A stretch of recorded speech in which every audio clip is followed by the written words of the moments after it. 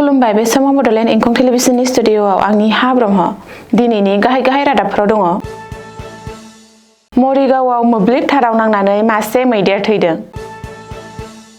Udalguri premium लीगखौ मन्थ्रि चरण बर'आ बेखेवदों। आसाम केबिनेटनि थांखि 6, 7 आरो 8 थाखोआव आसामनि जारिमिन आरो भुमखौराङा कम्पालसरि आयदा जागोन। गौरिपुराव सा 7 जुवारि हमजादों। बिरखं गाथोनफोराव खामानि मावनो हायैनि सायाव गौरव गगैआ पार्लियामेन्टआव सोंथि सोंदों। माइ दुब्लियाव सासे आइजोनि गोथै सह' बोखांदों। गरसुकआव 40 केजि गान्जा हमदों। दानिया फैदो आबुं रादाबाव।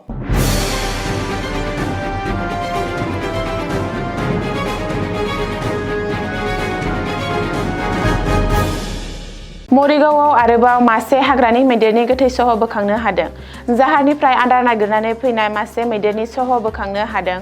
मोब्लिब थाराव नांनानै थैनानै थानाय थासारियाव बोखांदों हाग्रानि मैदेरनि सह'खौ। मरिगाव जिल्लानि धरमतुलनि बेन्दोंआव थानाय फलुकागुरियाव जादों बे जाथाया। रिपर्ट बादिब्ला आमसौ हाजोनिफ्राय आदार नागिरनानै ओंखारबोनाय हाग्रानि मैदेर फालोनि मासे मैदेरा दिनै मोब्लिब थाराव नांनानै थैदों। मैदेर फालोआ आबाद फोथाराव फैनानै आदार जाफैनाय समावनो फोथार गेजेरजों बोनानै लांनाय मोब्लिब थाराव नांनानै मैदेरा थैयो।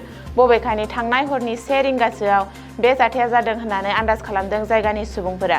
मख'नो गोनांदि आदार नागिरनानै फैनाय हाग्रानि मैदेर फालोआ मोब्लिब थारनि खुन्थियाखौ सिफायनायनि जुनै बे जाब्रबथाया जादों होननानै जायगानि सुबुंफोरा आन्दाज खालामदों। अदालगुरि इउपिएल स्पर्ट्स मेनेजमेन्ट कमिटिनि बानजायनायाव अदालगुरि प्रिमियाम लीगनि 3थि खोन्दो आरो जुबिन गार्गनो मान होनाय हाबाफारिया जागायबाय। अदालगुरि जौसिन गेजेर फरायसालिनि गेलेग्रा फोथाराव खुंजानाय बे टुर्नामेन्टखौ आसामनि केबिनेट मन्थ्रि चरण बर'आ मावख'आरि महरै बेखेवना होयो। बेखेवनाय बिबुंथियाव मन्थ्रि चरण बर'आ टुर्नामेन्ट बानजाय आफादनि बोसोनखौ बिथा खालामनानै बुङोदि बेफोरबादि बादायलायनाया उदालगुरि जिल्लाखौ क्रिकेटनि बिथिङाव दावगालांनायाव हेफाजाब होनायल' नङा, गोबां रोंगौथि गोनां गेलेगिरिफोर सोरजिगोन। बेनि सिगां उदालगुरि जिल्ला क्रिकेट एस'सिएशननि गाहाय नेहाथारि बिपुल दैमारिया जुबिन गार्गनि सावगारियाव मान बावनाय हाबाफारिखौ बेखेवनानै होयो। एमसिएलए अजय कुमार हाजरिकाया भिआइपि बक्सखौ बेखेवनानै आरो ट्रफिखौ बिएसएम इन्टारनेशनेलनि प्रिन्सिपाल दिलीप परेलआ बेखेवनानै होयो।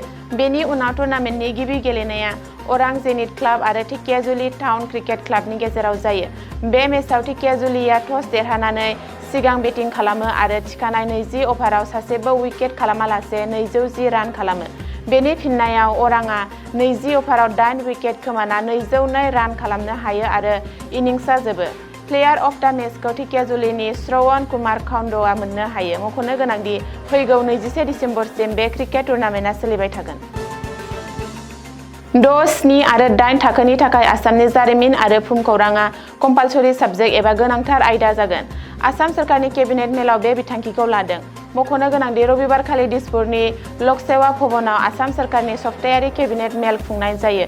बे केबिनेट मेलावनो बारग' बिजिरगिरि बिप्लब कुमार शर्मानि कमिटिनि बिथोन बादियै 6, 7 आरो 8 थाखोआव आसामनि जारिमिन आरो भुमखौरांखौ कम्पालसरि साबजेक्ट महरै थिसननो थांखि लानाय जायो। गिबि मन्थ्रि डक्टर हिमन्त बिश्व शर्माया खौरांगिरि मेल खुंनानै बे गेदेर बाथ्राखौ फोसावदों।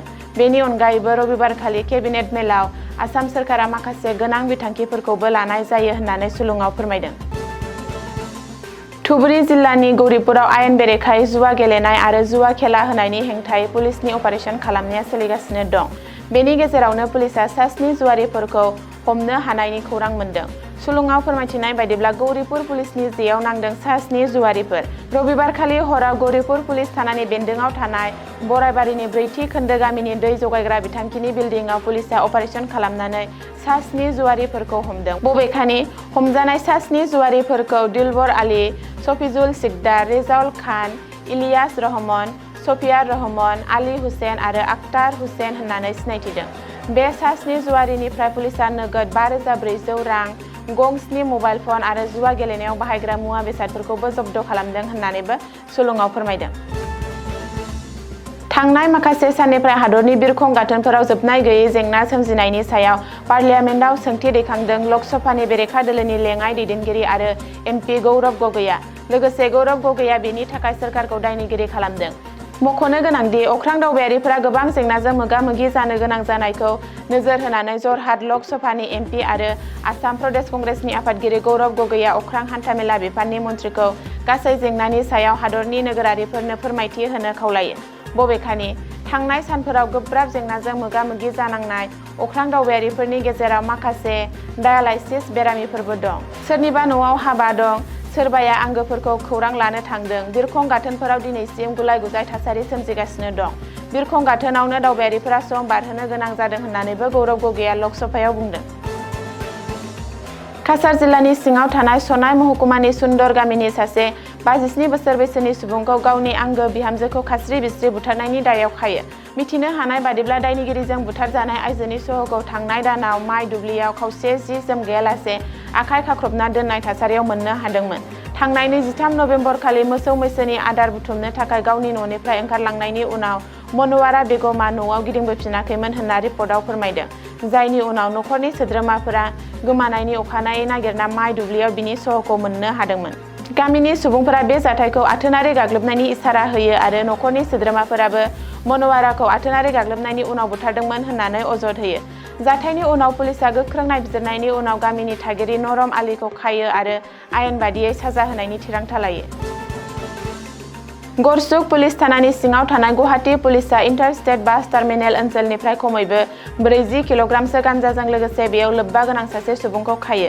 मिथिनो हानाय बादिब्ला नसुंसेनि हादोरसासिम फेग्रा मुवा दैथायहरनायनि खौरां मोननायनि उनाव पुलिस हान्जाया ओनसोलाव मोनसे चेकपस्ट फसंनायनि उनाव दायनिगिरिखौ हमनो हादोंमोन। सिग्रोमनायाव पुलिसआ बिनि गंनै ट्रली बेग आरो गंथाम ट्रेभेल बेगनिफ्राय 41 पेकेटनि गान्जाखौ बोखांनो हायो।